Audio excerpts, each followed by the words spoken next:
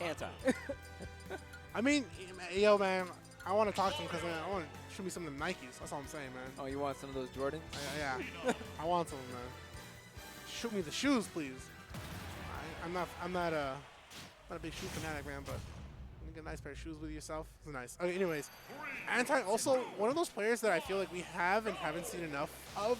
I know he was over in Japan alongside with Mr. E for Evo Japan, while a lot of players with Genesis performed admirably, but that's one of those things too.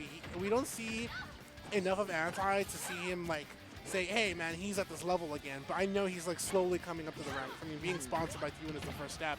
Right, having that sponsor that sees your potential. There's a reason why you show up to events like Dreamhack Anaheim and you demonstrate that potential. That's right. And of course, still has not been touched, and already taking Tecwulf1's first stock here on Pokemon Stadium 2. Now, I'm a little surprised that Anti actually stuck it out with Mario, especially the type of player he is. Like he played Meta Knight in Brawl, played Mario in Smash 4. And typically, like, I kind of expected him to gravitate more towards Snake here in Smash Ultimate, but here he is rocking the red and blue. Last time we saw Anti on a trip to SoCal was at Genesis Black, and he was, like as you said, he was rocking the Snake. Double backer here. He puts Lucina on such an opposite position where he wants to be still able to recover. I like the fireball pushing though. Yeah, but I think, maybe this is the character where he wants to, like, really play aggressive. He can essentially push as many buttons as he would like. As you can see right there, we saw a whiffed attack from Tecwulf, punishing with a hard F smash. It was enough to take a stock from center stage. Like, that's crazy. How many characters can actually do that to Lucina? Yeah. It's one of those things like Lucina has range to keep Mario away and space him out. The biggest problem is that once Mario does, like I said, once you find yourself in that bubble of range and he does see Lucina overcommit with an aerial, you will get punished. Okay, there's that late back air into a couple of up airs. That's one thing I like to see from Anti. He's really driving these like rising up airs into imagination, trying to reset on these platforms. And there we go. That's over. There's that reset on the platform into down air. It's one of those opportunities where Tecwulf, like he was in the middle of trying to swing the sword. Biggest thing you have to do is you have to also understand where is your opponent's positioning, where's your opponent's ability, and the way, like you said, right, Anti's coming in with those rising up airs. He is going to take those up a mile a minute with those platforms, as you saw at the finisher. So if I were Tecwulf, I would have immediately been looking for a whiff punish to punish Anti for such a commitment. Yeah, but that's a difficult play. Okay. Very interesting. So we see the Final Destination pick. Yeah.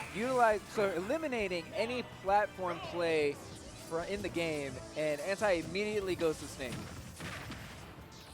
And then we see a character switch from Tecwulf for Pikachu. We have a completely different matchup. we most definitely are. I mean, typically we see like one character change. We got both. But okay. More explosions coming out. Goes for the downer. I think the one thing that Anti is kind of anticipating is Tecwulf's ability to just try to come back on stage. You kind of have to really pick and choose your battles because Snake is one of those characters that like he does set up a master plan of having a grenade in front of him, having a grenade behind him. He'll go for things like up smash. You have to pick and choose your right time to come up from the ledge because if you come in with an aerial, you might have to worry about the napalm. If you come in with a roll or a neutral get up, there will be a grenade to punish you. Okay, committing to an S smash, and now we see the down throw. Oh, the tech chase. I like it too. He waited for that get up attack to punish him immediately for it. Okay, very smart from Tecwulf. He threw out the back air knowing that as long as you challenge the Nikita, it's not going to explode on you. He legitimately like spaced himself so well up tilt to punish Tecwulf for coming in. Look at the way that Anti is actually covering his pretty much his cooldowns from his attacks. He didn't up smash. Up smash was weaving in front of him, threw out a whiff up tilt, and then the explosion covered his recovery from the up tilt. He's even using the grenades to kind of cover his ability to come back on the stage. The one thing I also liked about Anti, he kind of saw the first hit of Nair and then immediately into the up tilt. Something I don't really see that often. And yeah, I love all the grenade plays, the traps that continue to come out from Anti. Tecwulf having a little bit of difficulty just getting something started. You see another down B that's really questionable because you pretty much just leave yourself open to punish. Yeah. While Pikachu is trying to go for things like Jolt, I was going to say Anti is making the master plan of setting up the C4, the grenade, the up smash. It's also an opportunity, like the way that Snake hits you, you take a lot of damage that your first mindset is to either tried to tech roll away, which what we saw Anti originally set up for. He set up for that C4 explosion to amount for the tech roll away. But that time, even though he didn't get it, he knows, okay, he's going to come in at me, I'm going to land it with down air, I'm going to land it with nair.